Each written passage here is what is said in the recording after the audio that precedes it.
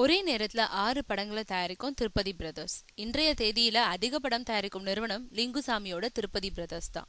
சூர்யா நடிக்கும் அஞ்சான், கமல் நடிக்கும் உத்தம வில்லன், விஜய் சேதுபதி நடிக்கும் இடம் பொருள் ஏவல், பாலாஜி சக்திவேல் இயக்கும் ராரா ராஜசேகர், பன்னீர் செல்வம் இயக்கும் நான் தான் சிவா, சிவகார்த்திகேயன் நடிக்கும் ரஜினி முருகன் ஆகியவை இப்போ தயாரிப்புல இருக்கும் படங்கள்.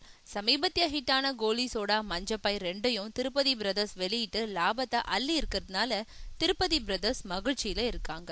இது பத்தி லிங்குசாமி சொல்லியிருக்கிறது. எங்க தயாரிப்புல அடுத்து ரிலீஸ் ஆக போறது அஞ்சான். உத்தம வில்லன் 80% படப்பிடிப்புகள் முடிஞ்சிருக்கு.